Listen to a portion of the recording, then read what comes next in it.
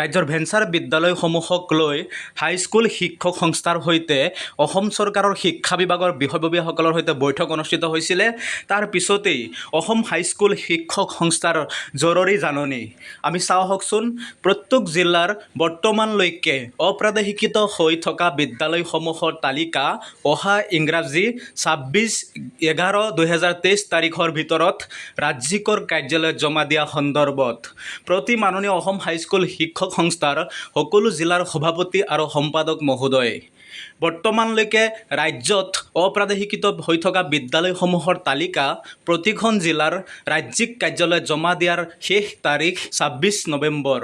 সন্মান সহকাৰে জনাওঁ যে অসম হাইস্কুল শিক্ষক সংস্থাৰ লগত যোৱা 2/11/2023 তাৰিখ বৃহস্পতিবাৰে বিয়লি 1 বজাত মাননীয় শিক্ষা আয়ুক্ত অসম মহোদয়ৰ লগত আমাৰ দাবী চনদৰ ওপৰত এলানি আলোচনা হৈছে। লগতে আমাৰ মাননীয় মুখ্যমন্ত্ৰী মহোদয়, মাননীয় শিক্ষামন্ত্ৰী মহোদয়, মাননীয় শিক্ষা সঞ্চালিকা মহোদয়াৰ সৈতে আলোচনা হোৱাৰ প্ৰস্তুতি চলি আছে।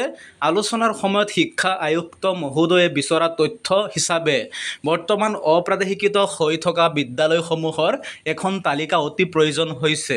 গতিকে প্ৰতিখন জিলাৰ সভাপতি সম্পাদকসকলে নিজৰ নিজৰ জিলাত বৰ্তমানলৈকে অপ্ৰাদেশিকৃত হৈ থকা বিদ্যালয়সমূহৰ নাম, স্বীকৃতিপ্ৰাপ্ত, অনুমতিপ্ৰাপ্ত প্ৰতিষ্ঠানৰ চন, তাৰিখ, বিদ্যালয় প্ৰধানৰ নাম, ফোন নম্বৰ সহ সকলো প্ৰয়োজনীয় তথ্যৰে এখন তালিকা প্ৰস্তুত কৰি ৰাজ্যিকৰ কাৰ্যালয়ত অহা 15/11/2023 তাৰিখৰ আগত জমা দিবলৈ আহ্বান জনোৱা হ'ল।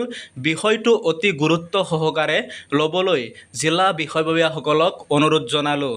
এটা গুৰুত্বপূৰ্ণ খবৰ জনাই আছোঁ যে সুনন্দ কলিতা সভাপতি অসম হাইস্কুল শিক্ষক সংস্থা, ৰমেন দুৱাৰা, তৰুণ চন্দ্ৰ নাথ ৰাজ্যিক যুটীয়া সম্পাদক হয় অসম হাইস্কুল শিক্ষক সংস্থাৰ।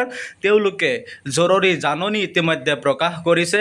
ৰাজ্যৰ অপ্ৰাদেশিকৃত বিদ্যালয়সমূহৰ যি তালিকা, সেই তালিকা ৰাজ্যিক কাৰ্যালয়ত জমা দিয়া সন্দৰ্ভত আপোনালোকক এই খবৰটো জনালোঁ।